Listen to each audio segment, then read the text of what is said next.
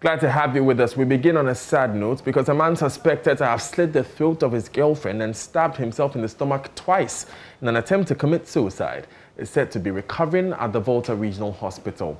The whole Municipal Police Command says it has started investigations into the murder of a 25-year-old lady, Harriet Kafui Ahiati. There's more in the following report.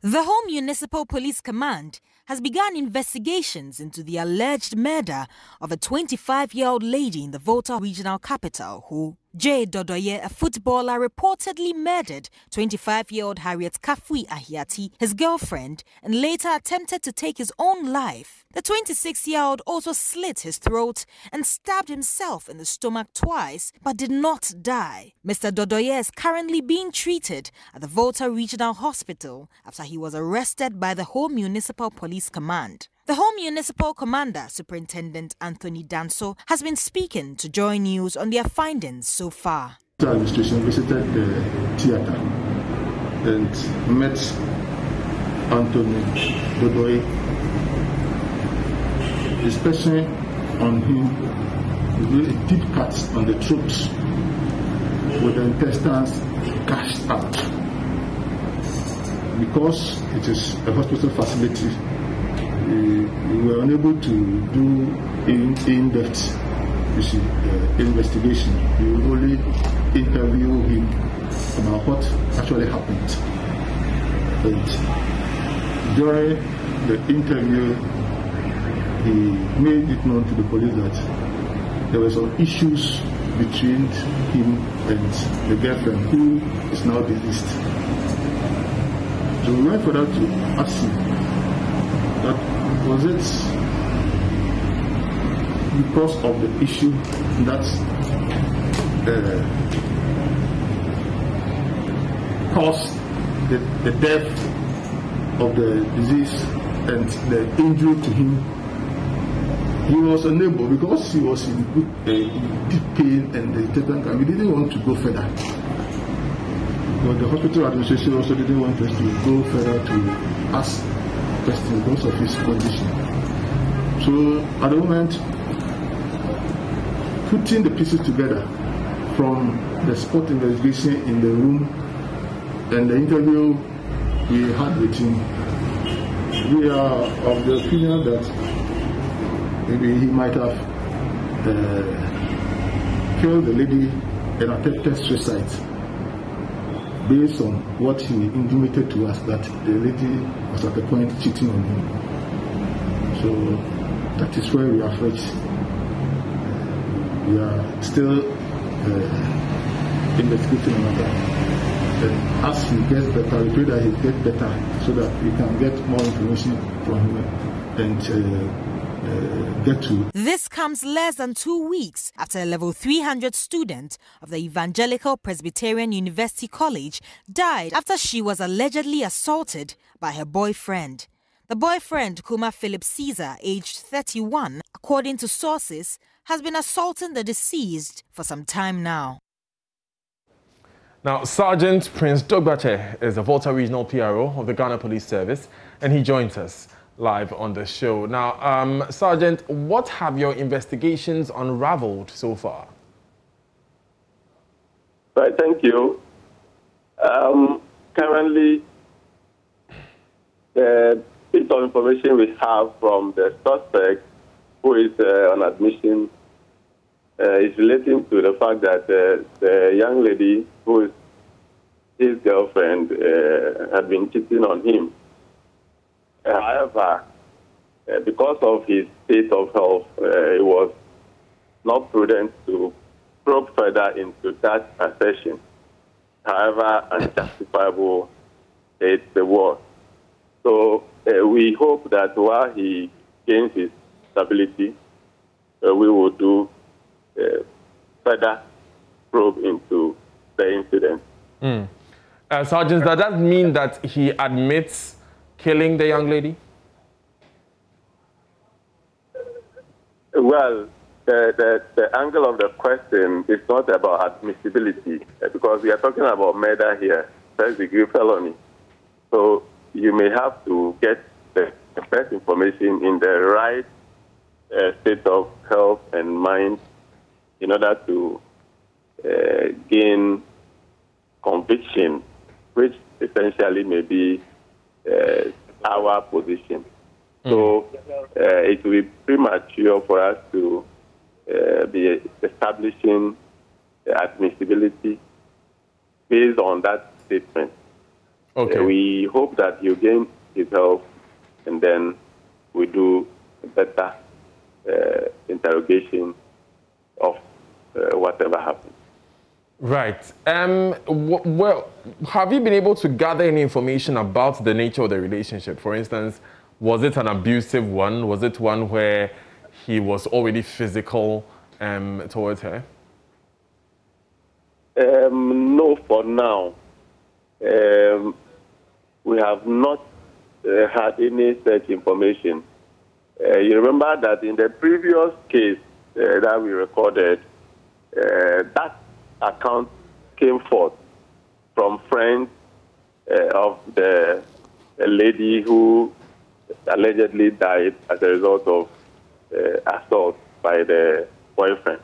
But in this case, we have not really got any such account. But we would make the call. It's an investigation ongoing.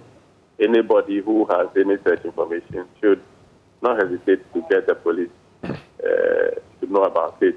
Because that is how we can establish the case that is under investigation. Right. So I take it the suspect is responding to treatment then. From what you're saying, he was unable to speak then. Yes. I even visited him last night. He's getting stable. And we hope that pretty soon he will recover fully to be taken to the investigation process. Okay. I just want to finally get a quick update on the previous case, the one of Yesuto Elizabeth. Yes, that case is currently in court. We have done postmortem, awaiting the full report of the postmortem. Meanwhile, the guy who had been put before the whole district court 1 is due for court tomorrow for the next appearance. Sergeant Prince DOGBATSE, thank you very much for joining us this morning on News Desk. He is the Public Relations Officer for the Volta Region Police. We move from that story, and the use of taxis and motorbikes in transporting patients in critical conditions is a common feature at Asiwe in the Bosome district of the Ashanti Region. Yet, a new ambulance allocated to the district to help in referrals has been parked by the local assembly. Residents say the failure to put the ambulance on the road is a bane of preventable deaths in the district. The Bosome district benefited from the government's distribution of ambulances 2 years ago, but the ambulance is yet to be put to use. Residents say the use of the ambulance could have helped save preventable diseases. Anytime there's an emergency, we find it difficult conveying the sick to the hospital unless you find a taxi. Often the person dies as a result because the ambulance is left idle. If the ambulance has no use, they should return it.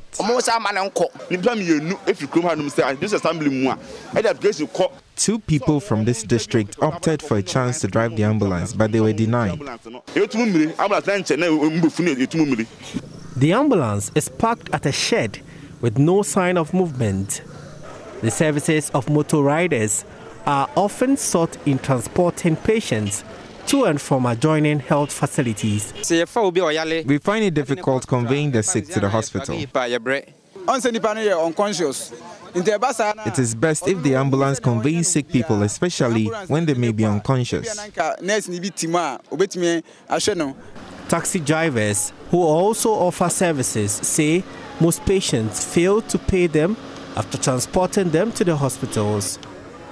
They had hoped the ambulance service would have brought relief to their humanitarian services. I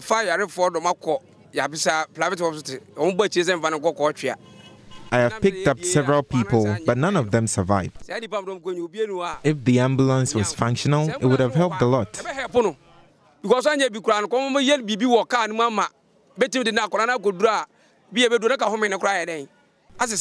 District Chief Executive for Bosome Freon, Yao Danso, says the assembly is looking up to the National Ambulance Service to get them a driver to man the ambulance. We have spoken to the regional director in charge. As a DC, I do not have the power to hire personnel to drive the ambulance. Ashanti Regional Administrative Manager of the National Ambulance Service, SOMMIT DUUT Milon, says there is ongoing training to fill the gap. People think that normally any other person can drive the ambulance. No, that's not the case. We don't have ambulance drivers. We have people who are trained as emergency medical technicians who are supposed to man these ambulances for us. So as we talk now, some are still in training. I know very soon the gap will be closed and we will not have much issues as we have now. Prince Apia reporting. On the telephone line with us is the Administrative Manager of Ghana Ambulance Service in the Ashanti Region, SOMMIT DUUT Milon. Mr. Milon, thanks for joining us. Why is the ambulance parked when the people of Bosome Freon need it? All right. Good morning, and thank you for the opportunity. Yes, Bosome Freon ambulance actually have not been operationalized yet because of technical issues that we have as a service. That is to say that, we need, when we received these new ambulances, we needed to move from, let's say, Ashanti Region. We had only 17 stations, so we needed to expand the service to cover all the constituencies. And what happened was that before we received the ambulances, we had clearance, the national headquarters, to train personnel to fill in the gap. Unfortunately, when they started the training, the COVID set in, and because of that, we could not complete the training. So, Ashanti Region, we had 49 ambulances. We've been able to operationalize 41 of them out of the personnel that we have. So, as it stands now, the staff strength cannot make use of the rest of the ambulances that we've not been able to operationalize yet. So, as I speak with you, there's ongoing training to get staff to beef up the staff strength to be able to operationalize the rest of the ambulances that we are yet to put them to use, which Bosome Freon is one of them. Actually, we've spoken with the authorities at the district level that if they have any urgent need for an emergency, they can always call our emergency center to get them an ambulance, because there are other ambulances that are very close to the place that we can easily dispatch to get to their aid whenever they need an ambulance. So for now, it is as a result of the staff strength that we will not be able to operationalize the ambulance. Mr. Milon, on the 10th of January 2020, Dr. Amadou Zakaria, who is your boss at the National Ambulance Service, said that there was ongoing training for EMT staff of the service. He also said that the service already had 2,000 workers who were already being trained. Why can't any of these workers be redeployed to Bosome Freon? Yes, we are looking at about over 275. You know, we have 275 constituencies in the country. And then there are also other stations that are open at some vantage points. For instance, we have a station at airport and Kumasi Stadium as well. Accra also has airport and other stadiums. So there are more than 275 ambulance stations in the country. So the service is such that we supposed to have a minimum of 3 drivers at the station. That is 3 EMT drivers at the station.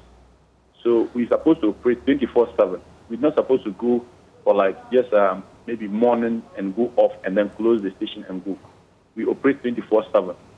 And, you know, if you're supposed to have at least 3 drivers, and as I even talk with you, we are making do with just 2 drivers at the station. Some of the stations even have 1 driver, but they have to steal money because we need to operate. But as I talk with you, the people that they train and they were able to come out, they just picked up the numbers for us to be able to move like from the 17 stations as we operated before to about 41 stations now. I'm talking of in terms of Ashanti Region, but not even nationwide. So this particular group of EMTs they are training, because of the COVID, their training could not complete their training. So they are even still currently on hospital attachment and also ambulance station attachment for them to come out. Because the service is such a way that I believe we see how the cars are moved. And no matter how experienced you are as a driver, they can't just pick you without a training, then you start driving the ambulance. Right. Yes. Is So there a station at the Kumasi Sports Stadium that is operational? Yes, please. There's a station at Kumasi Sports Stadium that is operational. Football was closed down for a greater part of last year, sir. You mean you prioritized a stadium which was not being used over a district which needed an ambulance? No, actually, the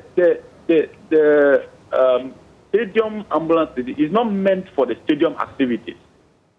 It is meant to be stationed there and be dispatched for any other emergency that occurs in the region.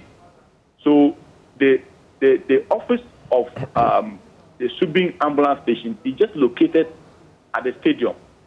Right, it's because of what you said. Point well made. It's because of what you said earlier. I just want to establish this. The COVID-19 pandemic was a medical emergency. Why did medical training stop during a medical emergency? Yes, you know, our training school is also just like what's the name? Any other training school. Right. You know, along the way, the president, because of the COVID-19, closed down all training schools, all schools actually. So for that matter, the National Ambulance Service Training School has to also be closed down. Sir, my question is, the COVID-19 pandemic is a medical emergency. It's during the pandemic that we need medical staff the most. Why would you stop training medical staff during a medical emergency? You know, this is a technical aspect. I might not be able to speak into it because it was an order from public health from public health emergency. So there was no way, because those who are training our people, we have our medical doctors coming from Konfonaje to go and teach at the training school. And we have people who also stay out, go to the training school to go and teach. Lecture them. And you know, that was a threat that people can move in and out of the training school and then could cause any infection of the trainees. I'm sorry, but you are saying that frontline health workers, people who would carry people who are sick to the hospital, should not be taught because frontline health workers are working. You know, these are trainees. They are not yet workers. We are training them to become EMTs. That's right. Okay. They are not yet EMTs. Okay. So let's move on. Let's move on very quickly. You said that there are some ambulance stations which can function without all 3 people who are needed. Could we not have prioritized having every ambulance station working than having some ambulance stations without people at all? Yes, so as I said earlier on, so we had just 17 stations, okay, before we received these new ambulances. we have stretched the limit of the personnel to about 41 stations that are operational in the region now. We've stretched to the limit. We've stretched to the limit because if you want to let the people work, the people have to work and they have to also rest. They have to go off because you can't just let people work for 24/7, 7 days a week, and then probably it's even against the labor law. You know, you can't. So they would not be working for 24 hours a day. They will be working on call. Ambulance drivers work when they are called for emergencies. And for rural areas like Bosomefreho, it's very possible that we will not be getting that many emergencies. I want to believe that the incidents of healthcare emergencies that occur there are not as many as Kumasi, for instance. So they are not indeed that stretched, are they? You see, our service is such that when you are located at a particular place, you just don't serve only the community. When there's a need for you to move across to other districts also, you are called to move in to attend to, because there can be an RTA, there can be a disaster, mass casualty incident, and you have to move you from wherever you are across to wherever the incident is to attend to the people. So we are not limited to only the catchment area where you are located. Okay, so and for instance, if you put, just as I said, the people you space them so much that the person cannot go off, which maybe at the point in time that he has to go off, and immediately he goes off and there's a call, that is also another issue. But not even with that, we are just straight to the limit as I talk with you now, because as I said earlier, we were just covering about 17 districts in the region, and now we have moved up to 41 districts. Right. So we see that there's so much expansion, and we are under stress. So what you are saying is that there's no way to redeploy staff to Bosomefreho? For now, until we get those who are in training out, it is a difficult situation to redeploy staff to. And this difficult situation cannot be rectified by getting, for instance, the other administrative district within the Kumasi metropolis, which is probably very densely populated, and so the districts are close by. It cannot be rectified by moving some of these drivers to a place which is physically far from the next district. Yes, so as I said, it is something that we've done as a management, and we have communicated with Bosomefreho, what's the name, the management there, and we've given them all the necessary numbers that when there's an emergency, you call us, because we have stations like Konongo is very close to Bosomefreho. Asiwe is there. Called, what's the name? Untinasi is also close. So we said when there's a need for emergency, called, we will get an ambulance to the place for them to respond to you. But the people that we got down to Bosomefreho and spoke to the residents, and they are pointing to that gap as one that is debilitating.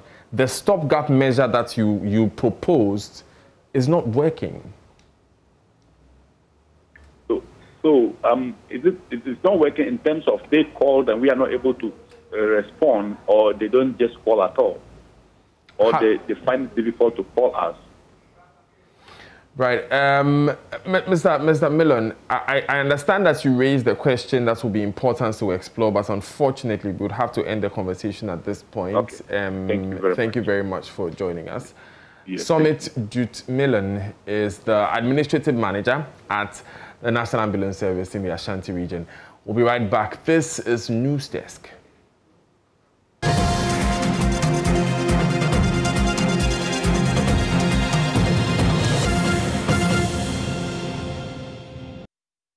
Now, one of the students at the center of a controversy over dreadlocks in second cycle institutions, Tyrone Magai, has vowed not to sacrifice his hair for enrollment in Achimota School.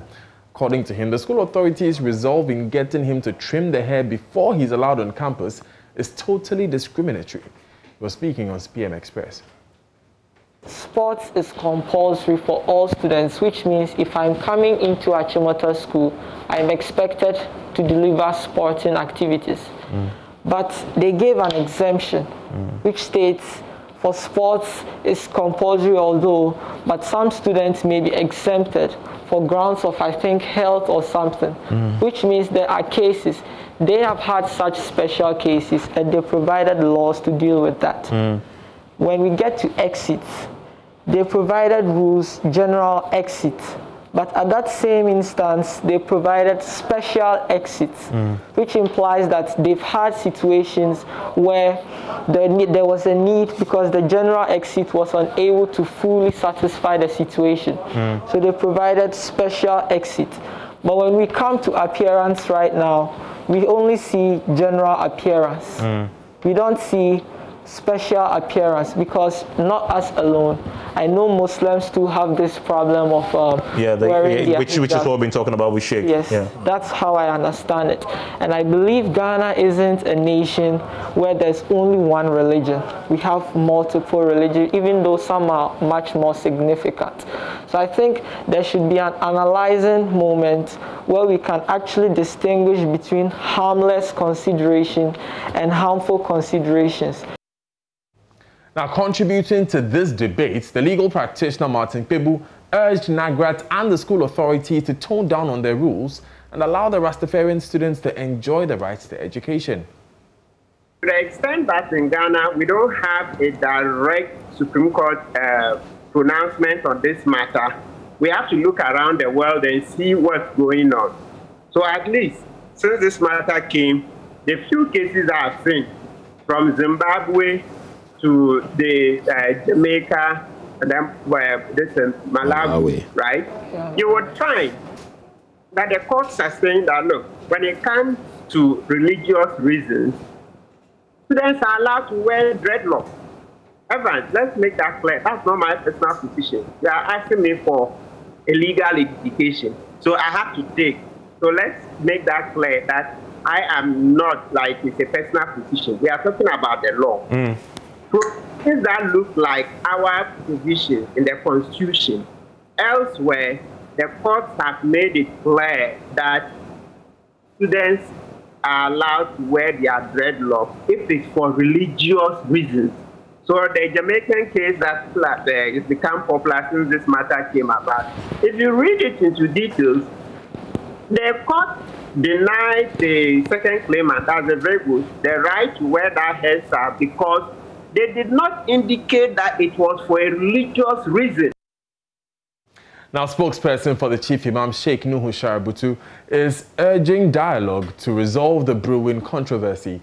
He said dreadlocks fashion should rather not be allowed, but rather those who wear dreadlocks for religion should be considered. We did not anticipate these challenges within the context of evolving diversity that we have to deal with as part of our social reality and as also part of our democratic governance. Whilst we uphold diversity and promote democracy, we did not anticipate that diversity can come with its challenges. And so we have left this, and it keeps on coming up as a challenge. I think we need to open up and engage in a certain kind of dialogue that deals with diversity as it comes in confrontation with established standards of behavior and appearance in our educational institutions, which I think we have not addressed. And this trend gives us opportunity to sit down and begin to address it in that way. So currently now, there is a confrontation between standardized behavior in our schools, including appearance, and the evolving cultural diversity as part of our social reality. Now, the names of people and places are supposed to have meaning. These names could be corrupted, and the real meanings could be lost over time. One such name is the capital of the Bono region, Sunyani. Is that the original name? And is that the original name, I mean? And what is the history of the Sun City of Ghana, Sunyani? As part of the Joy News Ghana Man series, Precious Semevo has been finding out more about the history of Sunyani.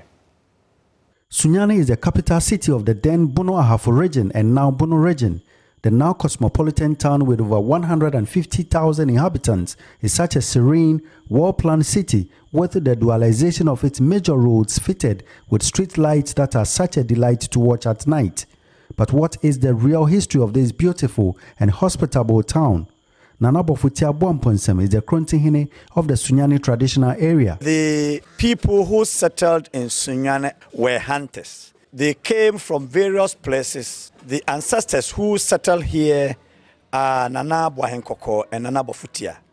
They are the people and the hunters which came together to settle in Sunyani. And their village was called Asonyaye, a place where elephants are killed and then skinned.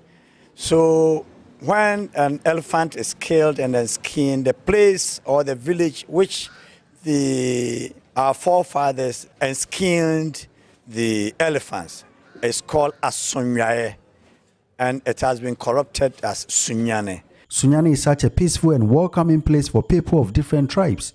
The Sun City's uniqueness dates back to its originators. The two people who settled in Sunyani, they love themselves, they love visitors, so they accepted almost every personality. The Omanhene of Sunyani, now his name is Nana Bosoma Asonkere, but his title is Dasebre Ojiamansan, because whether you are Akan, Ewe, Mosi, or wherever you come from, Nananam accepted those people because we believe it is the visitors who we use to establish communities. It makes Sunyani being a peaceful place for people to settle here. Sunyani, according to the chiefs and people, has enough room for investors. I've been awarded a cleanest city in Ghana,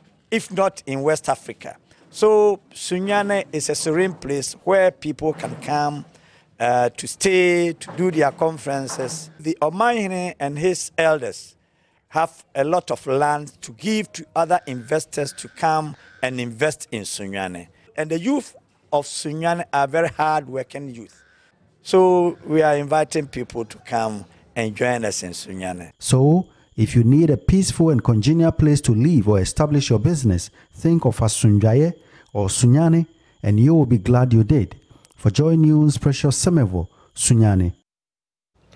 Now, scores of GIJ students have besieged the premises of the school, clad in black and red. They are protesting a directive from management asking those who paid their fees late to defer their courses for a year. Let's go live to Manuel Kranting. Manuel, paint the picture for us to understand. How did we get here?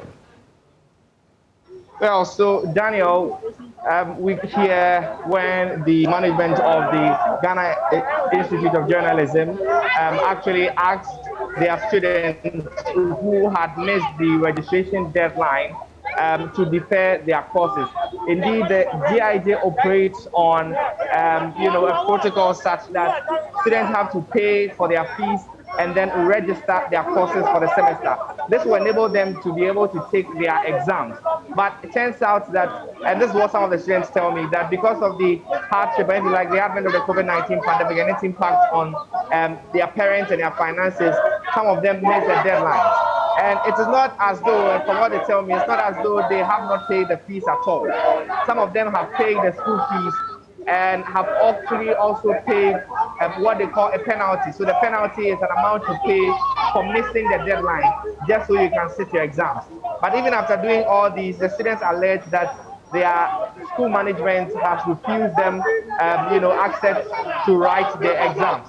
And so, as you can see in your shot right now, what's happening is that the students are trying to forcefully get access onto the campus of the school. There's a directive that the security men communicates to me that the university management has told them not to allow students onto the campus. And you can hear the chants in the background, opening the gates, essentially giving an indication that they want to get access onto the campus. But that doesn't seem to be, an option right now because they are being prevented by the police officers who are at post here. I've seen a crowd control vehicle also just, arrive here. And we're told that this is something in the semblance of reinforcement for the, the officers who are on the ground here. And so as the conversation is going on, let me just try and speak to this gentleman here. Hello, good morning. What is happening? What exactly are you protesting? What exactly are you protesting? I'm protesting against the attack of punishment. This that is late should give a message that should defend the court. That's action is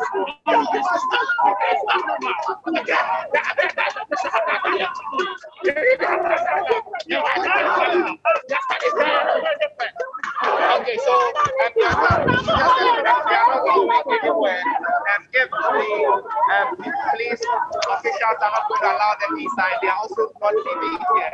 And there's a vehicle that is trying to access the facility right now on the premises of the school, a Range Rover which cannot move because the students have essentially become a human wall. They are creating a human wall to barricade, and all of them are just sitting down in front of the gate of the school, preventing the Range Rover vehicle from getting access into the building, and also just because the police officials say they are not going to allow them in, they are also not going to move. And so this is a picture here. Let me just try and speak to, I've seen Freeman Tete around. Yes, Freeman Tete, who is, let me just try and get a word from him, for instance, and see what the police is going to do about this. Officer. Okay, so we are seeing him give some directives to the officers in the riot control van. And it's just unfolding, Daniel, it's just unfolding before our very eyes. The students are, as it were, protesting. And this don't seem to be budging anytime soon. There waits to be seen how this would end. The police is not allowing them in, and they are also not moving away from the gate. Daniel, this is the picture from the Ghana Institute of Journalism this morning. Right, Manuel, is there any indication that authority, or from school authorities, for instance, do we know if their issues are being addressed, or do we know if the authorities are coming there to respond to them? Well, so Daniel, what we know is that the Ghana Institute of Journalism now has a new campus, okay? And that campus is located somewhere around Jowlu. And so the administration, and we're told that the entire campus is moving from this particular place briefly, and they're moving small. And so the administration has already been moved away from this campus, and they are currently at the Jowlu campus. I'm told by some of the students that a delegation of about 3 students has been sent to the Jowlu campus of the institution to dialogue with management to arrive at a resolution to the matter. Well, that meeting is currently ongoing, and we don't know what the outcome of the meeting is just yet. And so as we wait for that, the students are trying to get access into the campus. And it's interesting to note that the school has moved its tutoring and instruction from in-person to online. And so they are not really supposed to be on the campus if even they want to access school facilities. Right. All the instructions are supposed to be online. And I can see an interaction between the SP Freeman Tete and then a few of the leaders of the school. And so we just try and get access to him. But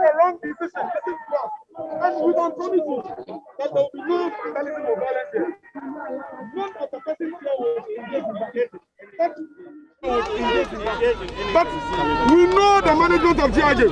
They don't understand words. We met in October 2020. The rector was there.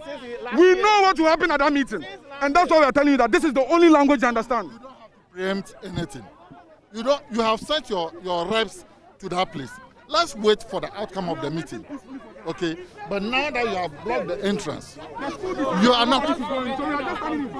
So this is the only place nobody should go inside. Respectfully, sir. You were first standing at that end. So why won't you talk to them? Let them go and stand there. As I said, I don't want this thing to degenerate into another issue altogether. Okay, so please talk to them. Please talk to them. Okay? Okay.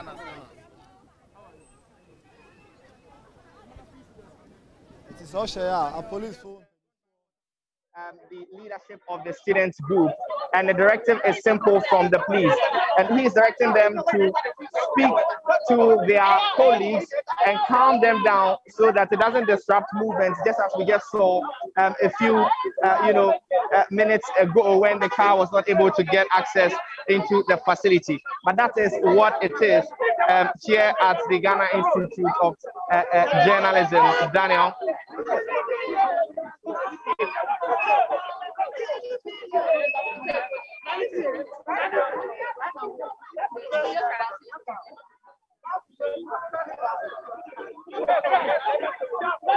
That the police officials were requesting the students should do. I don't know if you can get us a bit closer to the action where this student is addressing his mates so we can know if indeed they will clear the gates of the GIJ campus in Osu so that the vehicles can move in.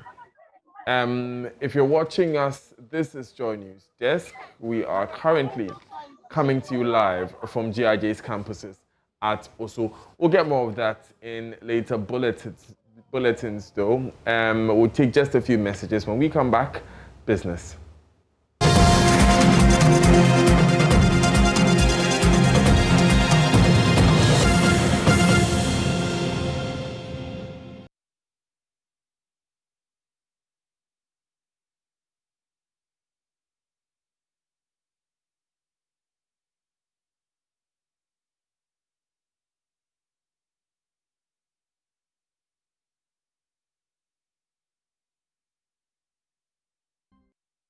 Good morning, welcome to Business. My name is Daryl Kwao. The Kotoka International Airport has been handed security screening equipment by the U.S. The equipment is to boost security against terrorism. Here's more. The U.S. ambassador to Ghana presented a new aviation security screening equipment for use at the Kotoka International Airport. Speaking at an event to present the equipment, the ambassador reveals that the gesture, which falls under the Anti-Terrorism Assistance Program of the U.S., is to aid anti-terrorism and arms trafficking surveillance in Ghana. The state-of-the-art security equipment includes 1 body scanner and 9 explosives and narcotics trace detectors.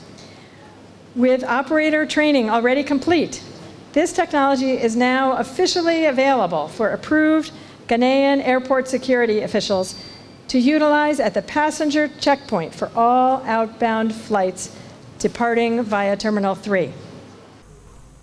Transport Minister Kwaku Oforia-Siama says the government is investing heavily in screening and security surveillance to ensure the Kotoka International Airport remains the safest in the sub-region. Safety and security are priority of the aviation sector. Sustaining the industry requires not only safety regulatory measures, but also robust security systems both on the ground and in the air.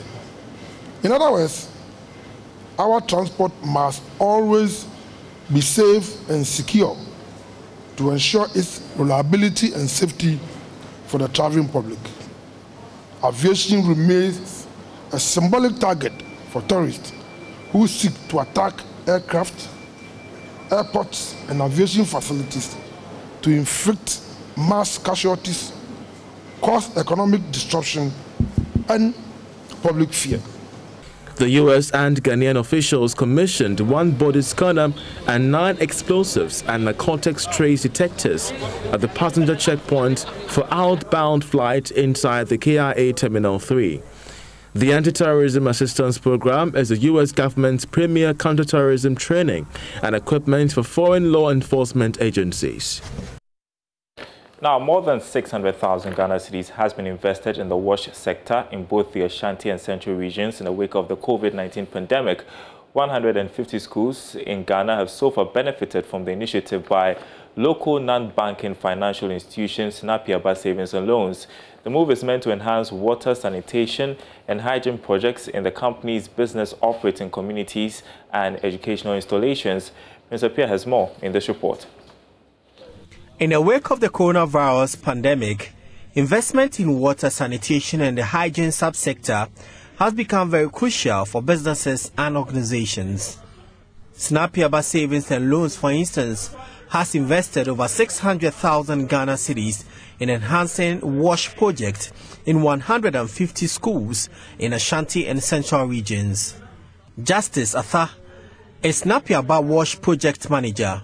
As part of our WASH project, we look at the schools, micro schools in our project, and that is what we call the school wash or edu wash. That's a water, sanitation, and hygiene for the schools. And as part of the project, we provide them with polytanks, sanitizers, then Veronica buckets, and the washing bowls. And other things like water too is provided for the private schools to help them improve upon the hygiene situation in the schools. With the WASH project so far, we have been able to be of immense training for the schools. We train proprietors, teachers, and caterers on hygiene in terms of water, sanitation, and hygiene, water-related diseases and poor sanitation, and also hygiene, poor hygiene in the schools. And we hope that bringing this logistics will also help them improve what we taught them in the training programs. We are expanding to all the regions in Ghana, all the 16 regions. Management of the financial institutions say the initiative is imperative to strengthen both schools and community investment avenues in the WASH sector to fight the virus. Eric Ofuebano is head of deposit and marketing at SOMMIT. Since last year, we as an institution have been mindful to play our part in ensuring that we curtail the spread of COVID-19 in the best way that we can. Today, what we are doing here is we are not just presenting materials to them in terms of their protocols, but we are also trying to impart knowledge by also donating books that is meant to be used as resource material. So in engaging these schools, we've so far invested over 600,000 Ghana cedis in doing this. He explained this when the team donated WASH items and some books to Royal Shekinah Academy in Apri near Kumasi in the Ashanti region. Cecilia Balfour Edujemfi is the proprietress of the school. So it's very, in fact, good for us to receive all these things. That's why we are so grateful. The company, as part of the project, also provides them loans to assist them improve the schools they deal with. Prince Apia reporting. And the sports news coming up, do stay tuned.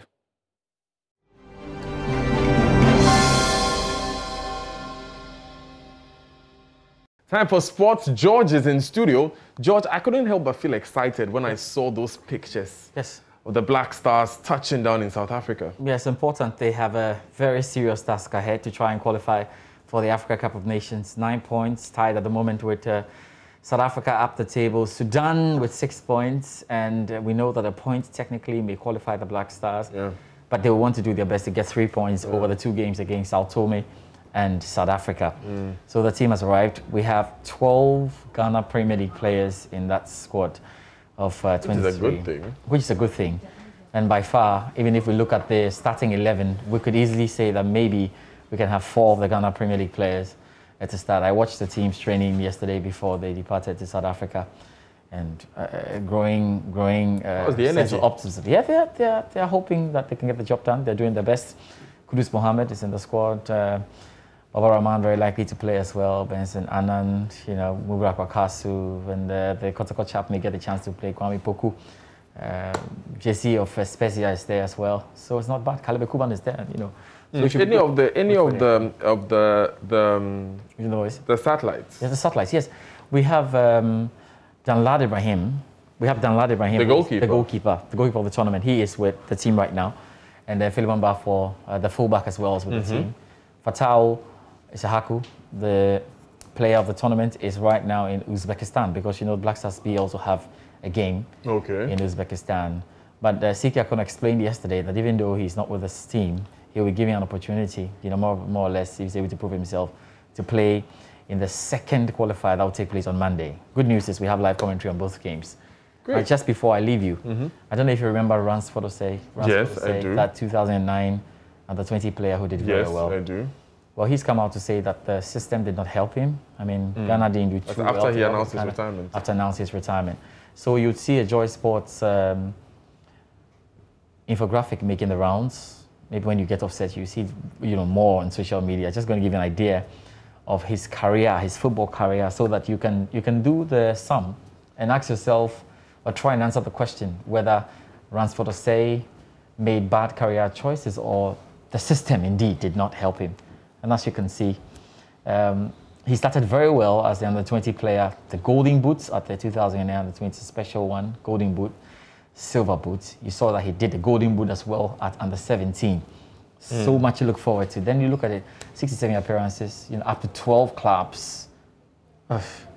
Number of goals he has scored. I mean, I was talking about this with yesterday. I just don't know what happened. It's interesting. And that's why when you have a talent, it's important. And I don't want to go down the line and mention Ransford and Dominica Diana. When you have a talent, you must understand where the talent is. It's in the development phase. And you must look to development more than looking for the money. It's just the same place where Fatau Isahaku finds himself. And those who hold the rights to the player would have to understand that it is about the development of the player before you start thinking about money. Before you start thinking about money. And then you know, others will still say that the age factor is there. But anyway, so far as we are concerned, on document, he was eligible for the competition. Exactly. And so it's about what you do with your life when you play the under-21. So it's out there, and we'll see how the guys will talk about that. All right, George, thank you for joining us. Pleasure to be here. That's it for News Desk. Up next is Joy News Interactive with Mapito Sabidi. I will see you at midday with Joy News today. Stay with us.